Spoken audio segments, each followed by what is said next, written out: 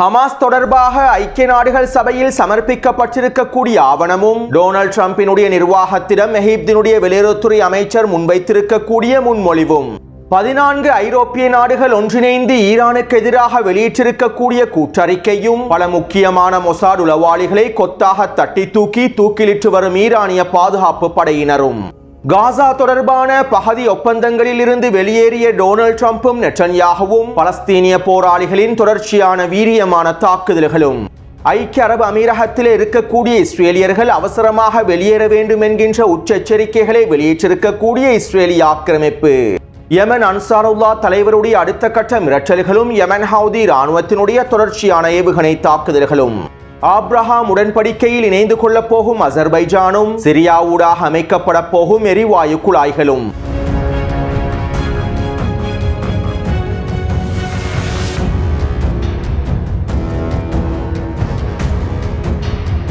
அமெரிக்க தூதர் Tom Perak சிரியாவினுடைய நிலைப்பாடு தொடர்பாகவும் சிரியாவினுடைய எதிர்காலம் தொடர்பாகவும் ஊடகங்களிடம் இவ்வாறு தெரிவித்தார். சிரியாவினுடைய அதிபர் அல் ஷாராவினுடைய குறிக்கோள்கள் எங்களுடைய நண்பர்களின் குறிக்கோள்களுடன் ஒத்துப்போகின்றன.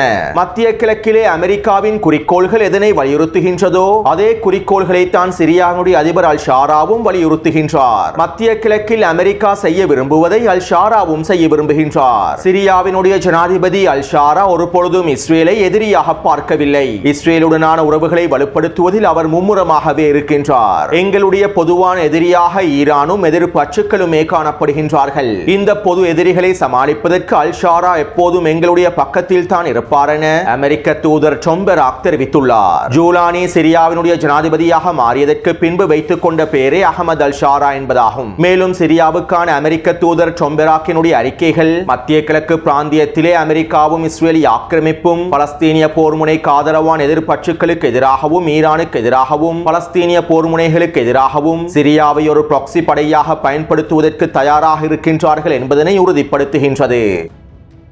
அடுத்து இஸ்ரேலிய ஆக்கிரமிப்புக்கும் துருக்கிக்கும் அசர்பைஜானுக்கும் இடையிலான வர்த்தக உறவுகள் தொடர்பாகவும் இவர்களுடைய முக்கோண முற்றுகை திட்டம் தொடர்பாகவும் முன்னைய காணொளிகளில் தெளிவாக குறிப்பிட்டிருந்தேன். கடந்த 2 வாரங்களாக அசர்பைஜான் நாட்டை ஆப்ரஹாம் உடன்படிக்கையில் இணைத்துக் கொள்வதற்கான வேலை திட்டங்களை இஸ்ரேலிய ஆக்கிரமிப்பும் டொனால்ட் ட்ரம்பினுடைய நிர்வாகமும் இணைந்து மேற்கொண்டிருந்தது.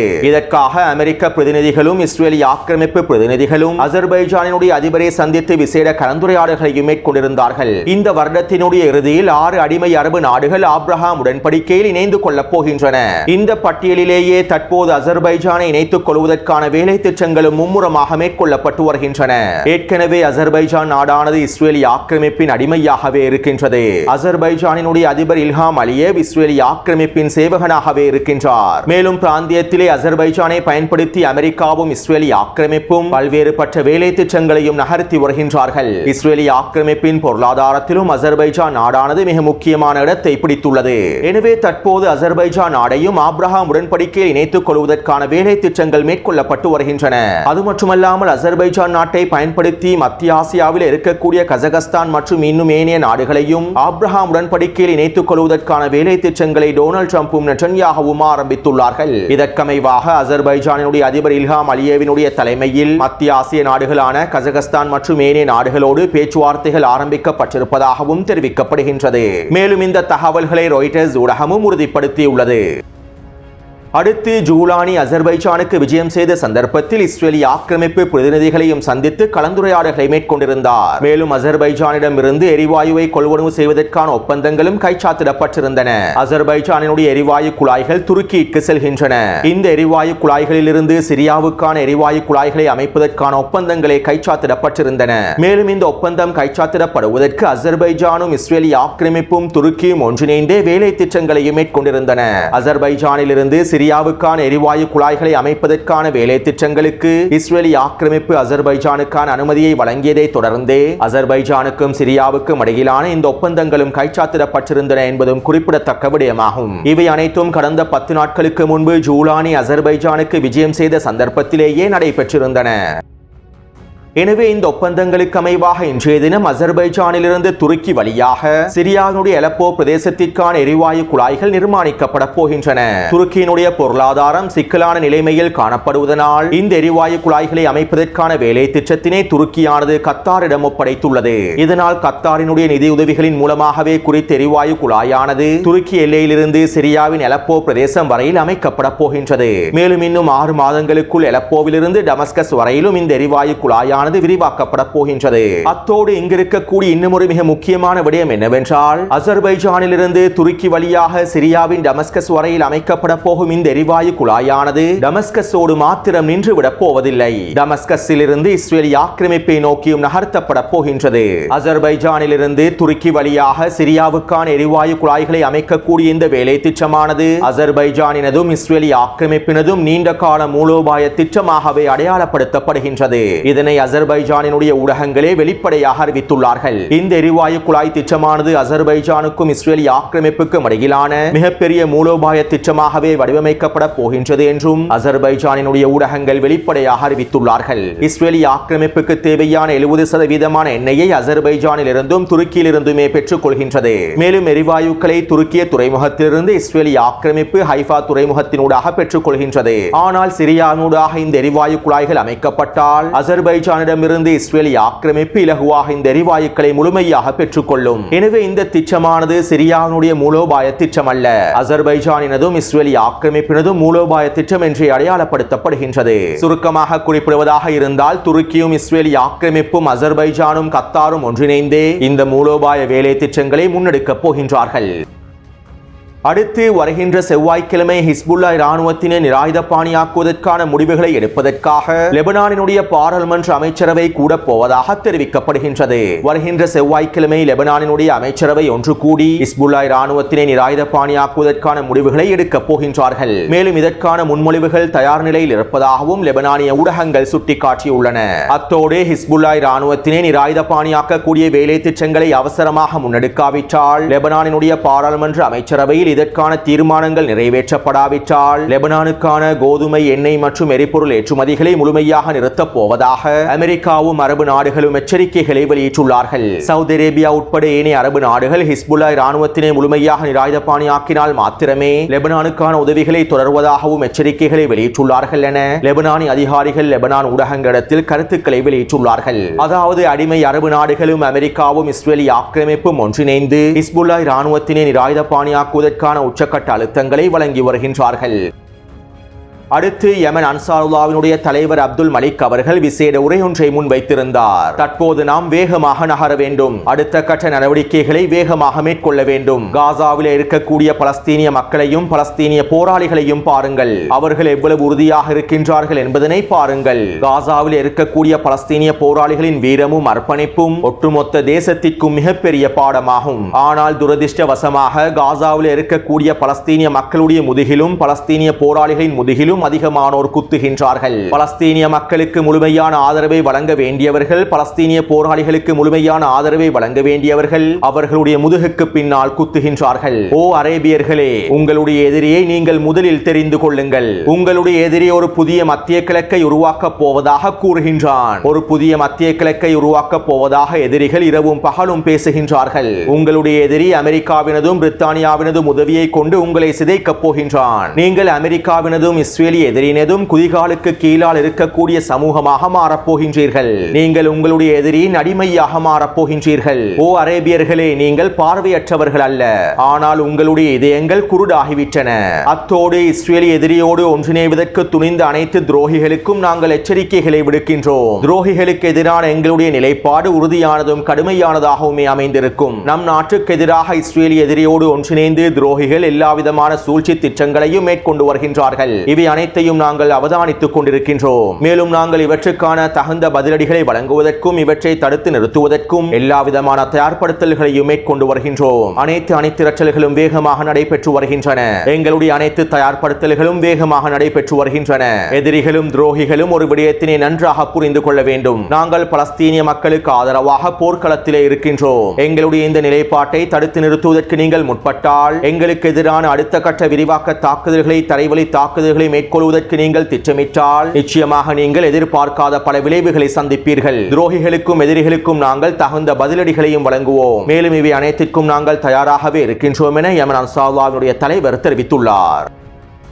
அத்தோடு யமன் ஹவுதி ராணுவத்தினர் எல்லை பிரதேசங்களில் அதிரடியான அணைத்திரட்டல்களையும் வேகமாக மேற்கொண்டு வருகின்றார்கள். சவுதி அரேபியாவினுடைய கூலிப்படைகளும் ஐக்கிய அரபு அமீரகத்தினுடைய கூலிப்படைகளும் இஸ்ரேலிய ஆக்கிரமிப்பும் ஒன்றிணைந்து யமனுக்குள்ளே மிகப்பெரிய தரைவழி தாக்குதல்களை திட்டமிட்டு வரக்கூடிய சூழ்நிலையில் இவற்றை முழுமையாக தடுத்து நிறுத்துவதற்கான பதிலடிகளை வழங்குவதற்கான உச்சகட்ட தயார்படுத்தல்களை யமன் ஹவுதி ராணுவத்தினர் மேற்கொண்டு வருகின்றார்கள். அத்தோடு யமன் ஹவுதி ராணுவத்தினர் நேற்றிரவு இஸ்ரேலிய ஆக்கிரமிப்பின் டெல் அவீவ் பிரதேசத்தினை இலக்கு வைத்து ஏவுகணை தாக்குதல்களை மேற்கொண்டிருந்தார்கள். இந்த ஏவுகணைகளை முழுமையாக சுட்டு வீழ்த்தி இருப்பதாக இஸ்ரேலிய ஆக்கிரமிப்பு அறிவித்துள்ளது. இருப்பினும் குறித்த ஏவுகணை தாக்குதலினால் டெல் அவீவ் பிரதேசமும் பென் குரியன் விமான நிலையமும் முழுமையாக முடக்கப்பட்டிருப்பதாக தெரிவிக்கப்படுகின்றது.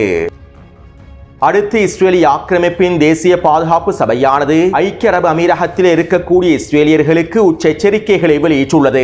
ஐக்கிய அரபு அமீரகத்தில் இருக்கக்கூடிய இஸ்ரேலிய தூதர்களும் பிரதிநிதிகளும் அவசரமாக வெளியேறிவிட வேண்டும் என்றும் ஐக்கிய அரபு அமீரகத்தில் இருக்கக்கூடிய ஏனைய இஸ்ரேலியர்களும் அவர்களுடைய நிறுவனங்களும் உச்ச எச்சரிக்கையில் பாதுகாப்பாக இருக்க வேண்டும் என்றும் இஸ்ரேலிய ஆக்கிரமிப்பின் தேசிய பாதுகாப்பு சபையானது எச்சரிக்கைகளை வெளியிட்டுள்ளது. அதாவது ஈரானும் யமன் ஹவுதிகளும் ஐக்கிய அரபு அமீரகத்தில் இருக்கக்கூடிய அவர்களுடைய போராளிகளை ஆக்டிவேட் செய்திருப்பதாகவும் இந்த போராளிகளை பயன்படுத்தி அமீரகத்திற்குள்ளே இருக்கக்கூடிய இஸ்ரேலியர்களுக்கு எதிரான தாக்குதல்களை மேற்கொள்ளப் போவதாகவும் இஸ்ரேலிய நிறுவனங்களுக்கு எதிரான தாக்குதல்களை மேற்கொள்ளப் போவதாகவும் யமன் ஹவுதிகள் இவை தொடர்பான அடுத்த கட்ட நடவடிக்கைகளை மேற்கொண்டு வருவதாகவும் மிகப்பெரிய உளவு தகவல்கள் கிடைக்கப்பட்டுள்ளது என்று இஸ்ரேலிய ஆக்கிரமிப்பின் தேசிய பாதுகாப்பு சபை அறிவித்துள்ளது.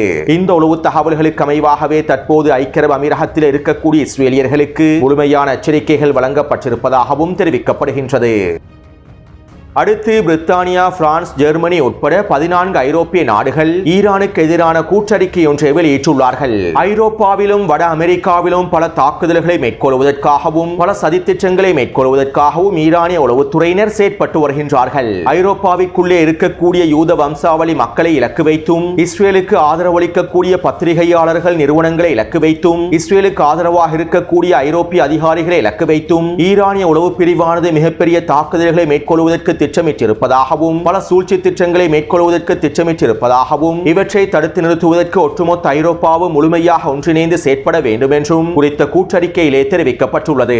ஈரானுடைய இந்த சட்டவிரோத நடவடிக்கைகளை தடுத்து நிறுத்துவதற்காகவும் முடிவுக்கு கொண்டு வருவதற்காகவும் ஒட்டுமொத்த ஐரோப்பிய நாடுகளும் ஒன்றிணைந்து அடுத்த கட்ட வேலை திட்டங்களை மேற்கொள்ளப் போவதாகவும் பிரான்சும் பிரித்தானியாவும் ஜெர்மனியும் அறிவித்துள்ளது. அதாவது ஈரானுக்கு எதிராக ஒட்டுமொத்த ஐரோப்பாவையும் திருப்பி விடுவதற்கான வேலை திட்டங்களையே மேற்கொண்டு வருகின்றார்கள். ஏற்கனவே ஈரானுக்கு எதிராக ஸ்னாப்பேக் பொறிமுறையை செயல்படுத்துவதற்கு பிரித்தானியாவும் பிரான்சும் ஜெர்மனியும் ஒன்றிணைந்து பல வேலை திட்டங்களையும் மேற்கொண்டு வருகின்றன.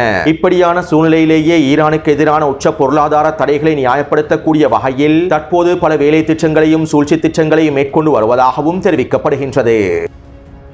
அடுத்து 12 நாள் போரின் போது மொசாட் உளவாளிகளுக்கு முழுமையான ஆதரவை வழங்கியிருக்கக்கூடிய மொசாட் உளவாளிகளோடு கருத்துக்களை பரிமாற்றம் செய்து கொண்டிருக்கக்கூடிய மிக முக்கியமான 3 புள்ளிகளை ஈரானிய பாதுகாப்பு படையினர் கைது செய்துள்ளார்கள். இதுவரைக்கும் 1800க்கும் அதிகமான மொசாட் உளவாளிகளோடு தொடர்புகளை வைத்திருக்கக்கூடிய நபர்களை கைது செய்துள்ளார்கள். தற்போதும் தொடர்ச்சியாக கைது செய்து வருகின்றார்கள். மொசாட் உளவாளிகளோடு தொடர்புகளை வைத்திருக்கக்கூடிய அதிகளவான ஈரானிய உளவாளிகளை கைது செய்வதற்கான எல்லாவிதமான வேலை திட்டங்களையும் பெசிச் படைப்பிரிவினர் தொடர்ச்சியாக மேற்கொண்டு வருகின்றார்கள். அத்தோடு கடந்த 3 வாரத்திற்குள்ளே மாத்திரம் 85 குர்திஷ் உளவாளிகளை ஈரான் தூக்கிலிட்டுள்ளது. மேலும் மொசாட் உளவாளிகளோடு தொடர்புகளை வைத்திருக்கக்கூடிய குர்திஷ்களையும் கைது செய்வதற்கான வேலை திட்டங்களையும் ஈரானிய பாதுகாப்பு படையினர் தொடர்ச்சியாக மேற்கொண்டு வருகின்றார்கள். கடந்த 3 வாரத்தோடு ஒப்பிடும்போது இந்த வாரம் ஈரானுக்குள்ளே உளவாளிகளுடைய தாக்குதல்களும் செயற்பாடுகளும் குறைந்திருப்பதாகவும் தெரிவிக்கப்படுகின்றது. பெருந்தொகையான உளவாளிகளை கைது செய்திருப்பதே இதற்கான காரணம் என்றும் ஈரானிய ஊடகங்கள் சுட்டிக்காட்டியுள்ளன.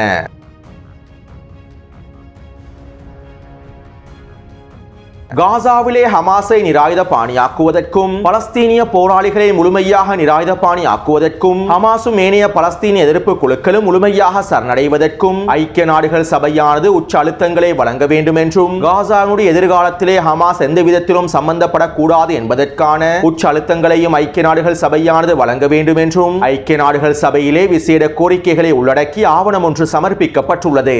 அடிமைகளான சவுதி அரேபியாவும் எகிப்தும் ஜோர்டானும் கத்தாரும் ஒன்றிணைந்து ஒன்றிணைந்து இந்த ஆவணத்தை ஐக்கிய நாடுகள் சபையில் சமர்ப்பித்திருப்பதாகவும் தெரிவிக்கப்படுகின்றது. இதேபோன்று எகிப்தினுடைய வெளியுறவுத்துறை அமைச்சர் டொனால்ட் ட்ரம்பின் நிர்வாகத்திடம் புதிய முன்மொழிவு ஒன்றையும் முன்வைத்துள்ளார். ஒரு பலஸ்தீனிய அரசு நிறுவப்படுவதற்கு ஈடாக காசாவிலே ஹமாஸ் முழுமையாக நிராயுதபாணியாக்கப்பட வேண்டும் என்றும் இராணுவமயமாக்கப்படாத காசாவும் வெஸ்ட் பேங்க் பிரதேசமும் உருவாக்கப்படும் என்றும் எகிப்தினுடைய வெளியுறவுத்துறை அமைச்சரானது டொனால்ட் ட்ரம்பின் நிர்வாகத்திடம் குறித்த முன்மொழிவை முன்வைத்துள்ளார். இந்த தகவல்களை எகிப்திய ஊடகங்களே வெளியிட்டுள்ளன.